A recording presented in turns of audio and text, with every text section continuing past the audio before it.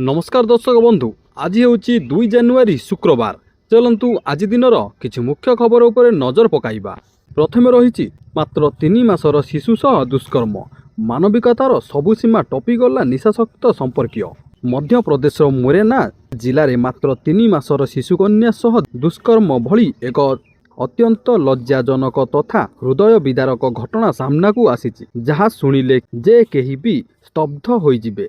Police सूचना मुताबक station road थाना अंचल में रहुथिबा 30 वर्षीय अभियुक्त पीड़ितांक घरे एकाठी रहुथिले।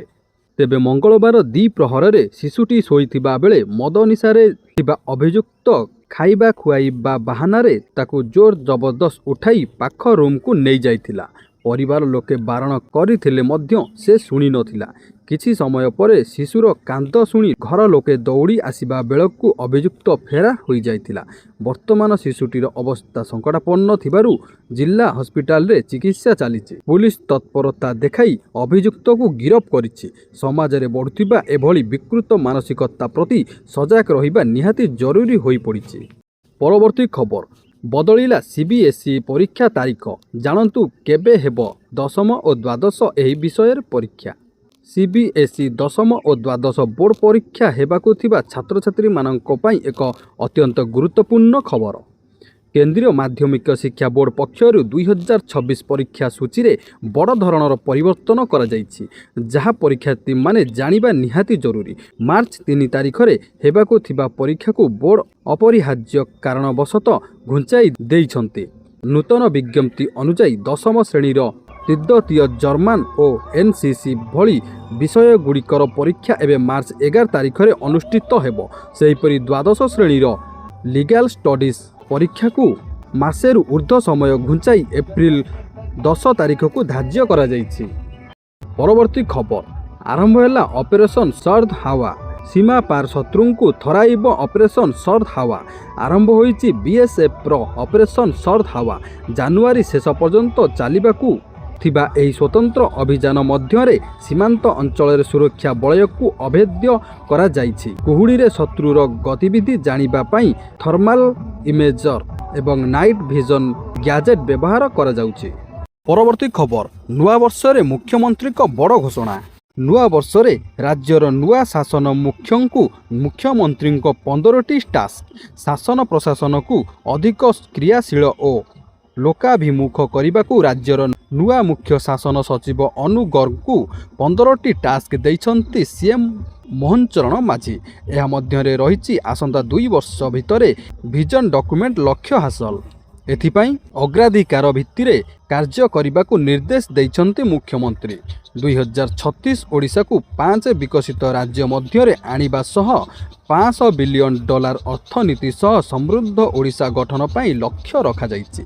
2 वर्ष रे समस्त सरकारी पद पदवी को पूरण करने सह दुर्नीतिग्रस्त अपराध और दायित्वहीन अधिकारी को चिन्हट करी सेमानंक विरुद्ध कार्यानुष्ठान लगी निर्देश दिया जाइछि। सेहि भली सबु सरकारी कार्य लगी विज्ञप्ति केवल ओडिया भाषा रे करने को निर्देश दिया जाइछि। सचिवालय ठारू ब्लॉक और तहसील पर्यंत सबु अधिकारी लोकंक अभियोग शुणी समाधान करने को सोशल मीडिया रो बहुल व्यवहार करने को परामर्श दिया जाइछि। विभिन्न प्रकल्पर नियम समीक्षा सह लोकंक समस्या को निज आखिरे देखि समाधान पाई सबु स्तर अधिकारी को निर्देश देइछन्ति श्रीजुक्त मोहन चरण माझी। परवर्ती खबर, कुहुड़ी हेला काल। मझी चिलिका रे फसिले यात्री, जड़े निखोज मिलुनी पता। चिलिका रे फसिला यात्रीवाही भसा पोल। किछि घंटा धरी मझी चिलिका रे अटकी रहिछि। भसा पोलटी सातपड़ारू जन्हीकुदा अभिमुखे आसुथिला। एथिरे 50 यात्री सह गोटिए यात्रीवाही बस 2टी कार रहिछि। तेबे चिलिका रे प्रबल कुहुड़ी कारणरू बाट न देखा जिबारू अटकी जाइछि भसा पोल। हेले ए सबु भितरे एक बड़ अघटन खबर आसीछि। गतकाली चिलिका रे नुआ वर्ष पालन करी आज फेरिबा समय रे जणे व्यक्ति एही भसा पोलरू निखोज अछन्ति। परवर्ती खबर, पुणी जंता नेला जीवन। अनुगुल रे लगातार 2 दिन रे 2टी मुंड नेलाणी दंता। आज अनुगुल बनखंड अंतर्गत अनुगुल रेंज बड़केरा निकटस्थ गुरंग रे जणे व्यक्ति को दली मारी देइछि दंता हाथी। परवर्ती खबर, ନୂଆବର୍ଷର ଉତ୍ସବ ପାଳନ ବେଳେ ସୁଇଜରଲ୍ୟାଣ୍ଡରେ ଘଟିଯାଇଛି ଏକ ବଡ଼ ଧରଣର ଅଘଟଣ। ଲୋକପ୍ରିୟ ପର୍ଯ୍ୟଟନସ୍ଥଳୀ କ୍ରାନ୍ସ ମୋଣ୍ଟାନାରେ ଚାଲିଥିବା ଜିରୋ ନାଇଟ୍ ସେଲିବ୍ରେସନ୍ ସମୟରେ ଏକ ବାର୍ରେ ଭୟଙ୍କର ବିସ୍ଫୋରଣ ଘଟି 40 ଜଣଙ୍କର ଜୀବନ ଚାଲିଯାଇଛି ଏବଂ 100ରୁ ଅଧିକ ଲୋକ ଆହତ ହୋଇଛନ୍ତି। ରିପୋର୍ଟ ଅନୁଯାୟୀ ଲେ କନଷ୍ଟେଲେସନ୍ ବାର୍ରେ କନସର୍ଟ ଚାଲିଥିବା ବେଳେ ହଠାତ୍ ଏହି ବିସ୍ଫୋରଣ ହୋଇଥିଲା। ଏଥିରେ 40 ଜଣଙ୍କର ମୃତ୍ୟୁ ହୋଇଥିବା ବେଳେ ଅନେକ ଗୁରୁତର ଆହତ ହୋଇଛନ୍ତି। ସ୍ଥାନୀୟ ଲୋକଙ୍କ ମତରେ ପାଟି ଭିତରେ ବାଣ ଫୁଟିଥିବା କାରଣରୁ ନିଆଁ ଲାଗିଥାଇପାରେ, କିନ୍ତୁ ପୋଲିସ ବର୍ତ୍ତମାନ ସୁଦ୍ଧା ବିସ୍ଫୋରଣର ସଠିକ୍ କାରଣ ସ୍ପଷ୍ଟ କରିନାହିଁ। ପରବର୍ତ୍ତୀ ଖବର, ନୂଆବର୍ଷରୁ 111 ଟଙ୍କା ବଢ଼ିଲା କମର୍ସିଆଲ ଏଲ୍ପିଜି ସିଲିଣ୍ଡର। ନୂଆଦିଲ୍ଲୀରେ କମର୍ସିଆଲ ସିଲିଣ୍ଡର ଦର 1691 ଟଙ୍କାକୁ ବୃଦ୍ଧି। ଘରୋଇ ଏଲ୍ପିଜି ସିଲିଣ୍ଡର ଦର ଅପରିବର୍ତ୍ତିତ ରହିଥିବା ବେଳେ କମର୍ସିଆଲ ସିଲିଣ୍ଡର ଦର 1691 ଟଙ୍କାକୁ ବୃଦ୍ଧି ପାଇଛି। 28 ମାସ ମଧ୍ୟରେ ସର୍ବାଧିକ ମୂଲ୍ୟ ବୃଦ୍ଧି। ସରକାର ପାଇପ୍ ପ୍ରାକୃତିକ ଗ୍ୟାସ୍ର ମୂଲ୍ୟ ହ୍ରାସ କରିଥିବା ବେଳେ ଗ୍ୟାସ୍ ସିଲିଣ୍ଡରର ମୂଲ୍ୟ ମଧ୍ୟ ବୃଦ୍ଧି କରିଛନ୍ତି। ଗୁରୁତ୍ୱପୂର୍ଣ୍ଣ କଥା ହେଉଛି ଏହା 28 ମାସ ମଧ୍ୟରେ ଗ୍ୟାସ୍ ସିଲିଣ୍ଡରର ମୂଲ୍ୟରେ ସର୍ବାଧିକ ବୃଦ୍ଧି। ପରବର୍ତ୍ତୀ ଖବର, ଫେବୃଆରୀ 1ରୁ ସିଗାରେଟ୍ ବିଡ଼ି ମହଙ୍ଗା। ଯଦି ସିଗାରେଟ୍ ବିଡ଼ି ପାନ ମସଲା ଇତ୍ୟାଦି ଆପଣଙ୍କ ଅଭ୍ୟାସର ଅଂଶ ଏବଂ ଆପଣ ଏହା ବିନା କିଛି ଅଭାବ ଅନୁଭବ କରୁଛନ୍ତି, ତେବେ ଏହି ଖବର ଆପଣଙ୍କ ପାଇଁ, କାରଣ ଆପଣଙ୍କର ଏହି ଅଭ୍ୟାସ ଆଗାମୀ କିଛି ସପ୍ତାହ ମଧ୍ୟରେ ମହଙ୍ଗା ହେବାକୁ ଯାଉଛି। ସରକାର ତମାଖୁ ଉତ୍ପାଦ ଉପରେ ଅତିରିକ୍ତ ଉତ୍ପାଦ ଶୁଳ୍କ ଲାଗୁ କରିଛନ୍ତି, ଯାହା ଫେବୃଆରୀ 1ରୁ ଲାଗୁ ହେବ। ଏହା ସହିତ ପାନ ମସଲା ଉପରେ ଏକ ନୂତନ ସେସ୍ ଲାଗୁ କରାଯାଇଛି, ଯାହା ଫେବୃଆରୀ 1ରୁ ଲାଗୁ ହେବ। ପରବର୍ତ୍ତୀ ଖବର, ଖୁବ୍ ଶୀଘ୍ର ଦେଶରେ ପେଟ୍ରୋଲ ଡିଜେଲ ଏବଂ ଇଲେକ୍ଟ୍ରିକ୍ ଗାଡ଼ିର ଦାମ ସମାନ ହୋଇଯିବ। କେନ୍ଦ୍ର ସଡ଼କ ଓ ପରିବହନ ମନ୍ତ୍ରୀ ନୀତିଶ ଗଡ଼କରୀ ଭାରତ ଭବିଷ୍ୟତ ଯୋଜନା ସମ୍ପର୍କରେ ସୂଚନା ଦେଇ ଏହି ବଡ଼ ଆଶ୍ୱାସନା ଦେଇଛନ୍ତି। ମନ୍ତ୍ରୀଙ୍କ ତଥ୍ୟ ଅନୁଯାୟୀ ଲିଥିୟମ୍ ଆୟନ ବ୍ୟାଟେରୀର ମୂଲ୍ୟ $150ରୁ ହ୍ରାସ ପାଇ $55ରେ ପହଞ୍ଚିଛି, ଯାହା ଇଲେକ୍ଟ୍ରିକ୍ ଗାଡ଼ିକୁ ଶସ୍ତା କରିବାରେ ପ୍ରମୁଖ ଭୂମିକା ଗ୍ରହଣ କରିବ। ଏହା ସହ ଇଥାନଲ ଓ ହାଇଡ୍ରୋଜେନ୍ ଭଳି ସ୍ୱଦେଶୀ ଜ୍ଞାନ କୌଶଳର ବ୍ୟବହାର ଦ୍ୱାରା ତେଲ ଆମଦାନୀ ଖର୍ଚ୍ଚ କମିବ ଏବଂ କୃଷକମାନେ ଲାଭବାନ ହେବେ। ଆଗାମୀ ଦିନରେ ଦୈନିକ 100 କିଲୋମିଟର ରାଜପଥ ନିର୍ମାଣ କରିବା ଏବଂ ଦେଶର ଲଜିଷ୍ଟିକ୍ ଖର୍ଚ୍ଚକୁ 9%କୁ ହ୍ରାସ କରିବା ପାଇଁ ସରକାର ଲକ୍ଷ୍ୟ ଧାର୍ଯ୍ୟ କରିଛନ୍ତି। ପରବର୍ତ୍ତୀ ଖବର, ନୂଆବର୍ଷର ଆରମ୍ଭ ସହ ଜାନୁଆରୀ 1ରୁ ଆମ ଦେଶରେ ବଦଳିଯିବ ଅନେକ ଆର୍ଥିକ ନିୟମ, ଯାହା ବିଷୟରେ ନ ଜାଣିବେ ଆପଣ ବଡ଼ ହଇରାଣରେ ପଡ଼ିବେ। ଅଚଳ ହୋଇଯିବ ପ୍ୟାନ୍ କାର୍ଡ଼, ବଢ଼ିଯିବ କାର୍ ଦାମ, ଏଲ୍ପିଜି ଠାରୁ ବ୍ୟାଙ୍କ ନିୟମ, ବେତନ ପେନ୍ସନ୍ ଯାଏ ଅନେକ ବଡ଼ ବଡ଼ ପରିବର୍ତ୍ତନ ହେବ। ଚାଲନ୍ତୁ ଏହା ବିଷୟରେ ବିସ୍ତୃତରେ ଜାଣିବା। ପ୍ରଥମେ ରହିଛି ମହଙ୍ଗା ହୋଇଯିବ କାର୍। 2026ରେ ନୂଆ କାର୍ କିଣିବାକୁ ପ୍ଲାନ୍ କରିଛନ୍ତି କି? ତାହେଲେ ଆପଣଙ୍କୁ ଅଧିକ ଟଙ୍କା ଖର୍ଚ୍ଚ କରିବା ପାଇଁ ପଡ଼ିବ, କାରଣ 2026 ଜାନୁଆରୀରୁ ଅଟୋମୋବାଇଲ କମ୍ପାନୀଗୁଡ଼ିକ ନିଜର କାର୍ ଦାମ ବଢ଼ାଇବାକୁ ଚିନ୍ତା କରୁଛନ୍ତି। ହୋଣ୍ଡା ଗାଡ଼ିର ଦାମ 1ରୁ 2% ବଢ଼ିପାରେ।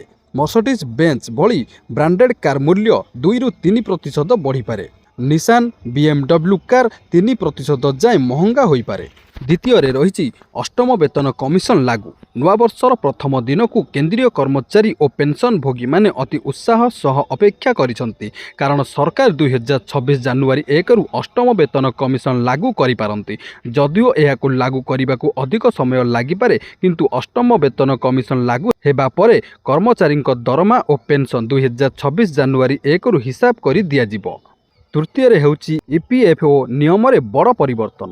EPFO ଟଙ୍କା ଉଠାଣ ଏକ ବଡ଼ ଜଟିଳ ପ୍ରକ୍ରିୟା, ହେଲେ ନୂଆବର୍ଷରୁ PF ଟଙ୍କା ଉଠାଇବା ପୂର୍ବ ଅପେକ୍ଷା ଅଧିକ ସରଳ ହୋଇଯିବ। ପୂର୍ବରୁ ଥିବା 13ଟି ଭିନ୍ନ ଭିନ୍ନ ସର୍ତ୍ତ ବଦଳରେ PF ଉଠାଣ ପାଇଁ କେବଳ 3ଟି ମୁଖ୍ୟ ବର୍ଗ ରଖାଯାଇଛି, ଯେପରିକି ଜରୁରୀ ଆବଶ୍ୟକତା, ଘର ସହ ଜଡ଼ିତ ଖର୍ଚ୍ଚ ଓ ବିଶେଷ ପରିସ୍ଥିତି, ଯାହାଦ୍ୱାରା ମେଡ଼ିକାଲ ଇମର୍ଜେନ୍ସି କିମ୍ବା ବିବାହ ସମୟରେ ତୁରନ୍ତ PF ଟଙ୍କା ଉଠାଇବା ପାଇଁ ଅଯଥା ଝିଞ୍ଜଟ ରହିବନି। 4 ନମ୍ବରଟି ହେଉଛି ବ୍ୟାଙ୍କିଂ ଓ ଟ୍ୟାକ୍ସ ସହ ଜଡ଼ିତ ନିୟମ। 2026ରେ ବ୍ୟାଙ୍କିଂ ଓ ଇନକମ୍ ଟ୍ୟାକ୍ସ ସହ ଜଡ଼ିତ ଅନେକ ନିୟମ ବଦଳିବାରେ ଇନକମ୍ ଟ୍ୟାକ୍ସ ବଦଳିପାରେ। ଇନକମ୍ ଟ୍ୟାକ୍ସ ରିଟର୍ଣ୍ଣ ବା ITR ଫର୍ମରେ ଏଣିକି ଅଧିକ ବିବରଣୀ ଦେବାକୁ ପଡ଼ିପାରେ। ଏପ୍ରିଲ 26ରୁ କ୍ରେଡିଟ୍ ସ୍କୋର କେବଳ 7 ଦିନରେ ଅପଡେଟ୍ ହୋଇଯିବ, ଯାହାକି ପୂର୍ବରୁ 15 ଦିନ ଲାଗୁଥିଲା। 2026 ଜାନୁଆରୀରୁ State Bank, Punjab National Bank, HDFC ଭଳି ବ୍ୟାଙ୍କଗୁଡ଼ିକର ଋଣ ସୁଧ ହାର କମିବ। ସେହିପରି ନୂଆ ବର୍ଷରୁ ନୂଆ ଫିକ୍ସଡ ଡିପୋଜିଟ୍ ସୁଧ ହାର ମଧ୍ୟ ଲାଗୁ ହେବ। डिजिटाल पेमेंट विशेष करी यूपीआई रो ग्रहणीयता बढ़िबा परे एटीएम उपरे लोकंक निर्भरशीलता कम होईछि। एहार प्रभाव रे बैंक गुड़िक गोटे वर्ष रे 2360 एटीएम को बंद कर देइचंती। भारतीय रिजर्व बैंक तथ्य अनुसार 2025 मार्च सुधा देशर एटीएम संख्या 2,51,057 को खसी आसीछि। 2024 रे एही संख्या 2,53,417 थिला। तेबे रिजर्व बैंक कहिछि जे लोकमाने दैनंदिन जीवन में छोट मोट पेमेंट करिबा लागि एटीएम रु टंका उठाइबा बदल रे डिजिटल पेमेंट करिबा को पसंद करूछंती। परवर्ती खबर 2026 आरंभ होइगला किंतु राज्य में वर्तमान सुधा 13 लाख रु अधिक राशन कार्ड हिताधिकारी निजर ई-केवाईसी कराई नाहंती। सरकारी घोषणा अनुसार ई-केवाईसी करिबार शेष तारीख थिला डिसेंबर 31 तारीख। तेबे आगकू राज्य सरकार एही अवधि बढ़ाइबे ना आसंता काली ही शेष होइजिबो से संपर्क रे एजाई किछि स्पष्ट करि नाहंती। तेबे ई-केवाईसी करि नथिबा हिताधिकारी पूर्व भली राशन सामग्री पाइबा जारी रहिबो बोली जणा पड़िछि। जोगाण विभागरू मिलुथिबा सूचना मुताबक राज्य में 3,55,51,773 जन हिताधिकारी ई-केवाईसी करिबा लागि राज्य सरकार लक्ष्य धार्य करथिले। एहा भितरे 3,25,51,773 जन हिताधिकारी ई-केवाईसी करिबा लागि राज्य सरकार लक्ष्य धार्य करथिले। एहा भितरे 3,12,00,000 लोक निज ई-केवाईसी करि सारिचंती। आहुरी 13,42,453 जनक एही प्रक्रिया बाकी रहिछि। राज्य बाहरे रहुतिबा 1,45,446 जनक ई-केवाईसी करा जाइछि। परवर्ती खबर आजिठारु बदली जीव देशर अनेक गुरुत्वपूर्ण नियम जहाँ सीधा सड़क आपणक दरमा पेंशन टिकस और बैंक कारोबार उपरे प्रभाव पकाइब। सबुठारु बड़ खबर हेउछि केंद्र सरकारी कर्मचारी कारण आजिठारु अष्टम वेतन कमिशनर कार्यकाल आरंभ हेबार संभावना रही। अन्यपटे जदि आपण डिसेंबर 31 सुधा पैन आधार लिंक करिनाहांती नुआ वर्षरू आपणक पैन कार्ड अकामी होइजिबो। केवल सेतिक नुहे रेल टिकेट बुकिंग नियम रे मध्य बड़ परिवर्तन हेबाकू जाउछि। एहा सहित एसबीआई एचडीएफसी एवं आईसीआईसीआई बैंक ग्राहकंक पई क्रेडिट कार्ड और लाउंज एक्सेस नियम बदलिब। तेणु नुआ वर्षर प्रथम दिनरू कौनसी असुविधार सम्मुखीन न हेबा पई आज ही निजर समस्त जरूरी काम सारी दियंतु एवं नियम गुड़िक उपरे नजर रखंतु। परवर्ती खबर अष्टम वेतन कमिशन लागू हेले केते बढ़िबो आपणक दरमा। जदि आपणक मूल वेतन 50,000 टंका रही तेबे नुआ नियम अनुसार आपणक मोट दरमा वृद्धि पाई 1,35,000 टंका पहुँची पारे। विशेषज्ञों रिपोर्ट मुताबक नुआ कमिशन रे फिटमेट फैक्टर 1.83 रु 2.46 मध्य रहिबार संभावना रही। उदाहरण स्वरूप वर्तमान जदि जड़े कर्मचारी मूल दरमा 50,000 टंका थाए तेबे 2.15 फिटमेंट फैक्टर लागू हेले ताहा सीधा सड़क बढ़ी 1,35,460 टंका होइजिबो। अर्थात दरमारे प्राय 48% वृद्धि घटिबो। तेबे जदि फैक्टर कम रही 1.82 हुए तेबे दरमा 1,15,000 टंका हेबो। देशर 50 लाख कर्मचारी एही निष्पत्ति को अपेक्षा करिसंते। परवर्ती खबर बाइक चालक माने सावधान केवल हेलमेट पिंधिदेले आउ काम चलिबो नाही। एणिकी मुंडरे हेलमेट थाई मध्य आपणको गणिबाकू पड़िपारे 2,000 टंकार मोटा अंकर जोरिमाना। नुआ मोटरयान आईन अनुसार जदि आपण हेलमेट पिंधिचंती किंतु एहार ट्राप बा फिता खोला अछि किंबा ठीक भाबे लॉक होई नाही तेबे ट्रैफिक पुलिस आपणको ठारू 1,000 टंका चालान काटी पारंती। कारण दुर्घटना समय रे फिता खोला थिले हेलमेट मुंडरू खसी जिबार संभावना थाए। एहा सह जदि आपणक हेलमेट आईएसआई मार्क युक्त होई न थाए बा नकली होई थाए तेबे अन्य 1,000 टंका जोरिमाना देबाकू पड़िबो। अर्थात उभय नियम उल्लंघन कले मोट 2,000 टंका दंड भोगिबाकू हेबो। परवर्ती खबर केंद्र सरकार सोशल मीडिया कंपनी को बड़ चेतावनी देइछन। सरकार अश्लील अभद्र सामग्रिक उपरे कार्यानुष्ठान नेबा पई कहिसंती। एहा सह शिशु यौन शोषण सह जड़ित बेआईन सामग्री उपरे मध्य एक्शन नेबाकू कहिसंती। बढ़िला कलाकार भत्ता जानतु काहाकू मिलिबो केते टंका। नुआ वर्ष भेटी बढ़िला कलाकार भत्ता एणिकी मासिक मिलिबो 3,000 रु 3,500 टंका। केन्दुझरु बड़ घोषणा कले मुख्यमंत्री मोहन चरण माझी। राज्यर पारंपरिक कलाकारों पाई मुख्यमंत्री कलाकार सहायता योजन भत्ता वृद्धि करिसेंति। केन्दुझर अनुष्ठित 48तम राज्यस्तरीय पाला सम्मिलन में से घोषणा करिसेंति जे एणिकी 40 रु 80 वर्ष वयस्क कलाकारों को मासिक 2000 बदल में 3000 टंका एवं 80 वर्ष रु ऊर्ध्व कलाकारों को 2500 बदल में 3500 टंका मिलिबो। एही निष्पत्ति द्वारा राज्यर 47,704 जन कलाकार उपकृत हेबे। ओडिया अस्मितार सुरक्षा पाई कार्य करुथिबा कलाकारों को सम्मान जणाई सरकार एही ऐतिहासिक निष्पत्ति नैछंती। ठीक खबर सुभद्रा योजना नहीं आसिला बड़ अपडेट। श्रीमती प्रभाती परिडा देले बड़ सूचना। नुआ वर्ष रे आउ मार्च 8 तारिख रे मिलिबा पाई जाउची सुभद्रा योजना टंका। ताहा पूर्वरु जेउ माने सुभद्रा योजना रे एई काम करिनांती तुरंत कराई नियंतु, नचेत सुभद्रा योजना टंकाटी आपणक अकाउंट को आसी न पारे। कारण श्रीमती प्रभाती परिडा एई सुभद्रा योजना टंका को नहीं गोटे बड़ सूचना देइछंती। आपण माने जानिथिबे नुआ वर्ष रे जेउ माने नूतन करी सुभद्रा योजना रे आवेदन करिथिले सेमानंक अकाउंट को डीबीटी माध्यम रे एकाथरे दुईटा किस्ती 10,000 टंका छड़ा जिवो। आउ जेउ माने प्रथम द्वितीय और तृतीय किस्ती पाई सारिछंती सेमानंकु मार्च 8 तारिख दिन से डीबीटी माध्यम रे आपणक अकाउंट को टंका पठा जिवो। हेले दर्शक बंधु एटी जानी रखिबा कथा जे आपण माने एही सुभद्रा योजना टंका पाइबा पूर्वरु आपणक बैंक रे जाई डीबीटी एक्टिव अछि कि नाही चेक करि नियंतु। आपण माने जानिथिबे एही सुभद्रा टंकाटी केवल डीबीटी माध्यम रे ही अकाउंट को आसी थाए। जदि आपणकर डीबीटी एक्टिव नथिबो कि इनएक्टिव थिबो ताले एही सुभद्रा टंकाटी आपण पाई परिबे नाही। एही डीबीटी कारण जोगु बहु हिताधिकारी मानकर टंका ए पर्यंत मध्य अकाउंट को आसी पारु नाही। तेणु करी आपण माने आपणक बैंक रे डीबीटी एक्टिव अछि कि नाही तुरंत चेक करंतु। एथिपई आपण माने आपणकर बैंक को जाई चेक करि परिबे, नचेत सुभद्रा योजना पोर्टल को जाई नाउ योर स्टाटस को जाई आपण माने आपणकर डीबीटी एक्टिव अछि कि नाही चेक करि परिबे। ताहा सहित आपणकर मोबाइल नंबर आधार कार्ड रे लिंक थिबा निहाती जरूरी अटे। जदि आपणकर मोबाइल नंबर आधार कार्ड रे लिंक नथिबो ताहाले मध्य आपणकर सुभद्रा टंकाटी आसी परिबो नाही। तेणु करी दर्शक बंधु सुभद्रा योजना रे मिलिबाको थिबा चतुर्थ किस्ती ताहा सहित नुआ वर्ष रे जेउ नूतन हिताधिकारी मानंकु एकाथरे 10,000 टंका मिलिबा पाई जाउची सेमाने मध्य निज निजर डीबीटी चेक करि नियंतु। पीएम किसान को नहीं आसिला बड़ खबर। प्रधानमंत्री किसान सम्मान निधि योजना देशर लक्ष लक्ष चाषी एक गुरुत्वपूर्ण आश्वस्ति प्रमाणित होईछि। सेहिपरि प्रधानमंत्री किसान सम्मान निधि योजनार 22तम किस्ती संपर्क में पुणी थरे आलोचना जोर धरिछि। नूतन वर्ष 2026 आरंभ में चाषी माने खुशी खबर पाइबे बोली आशा करा जाउछि। पूर्व 21तम किस्ती 19 नवेम्बर 2025 रे जारी करा जाइथिला, जेउथिरे देशर 9 कोटी रु अधिक चाषी बैंक अकाउंट को सीधा सड़क 2000 टंका स्थानांतर करा जाइथिला।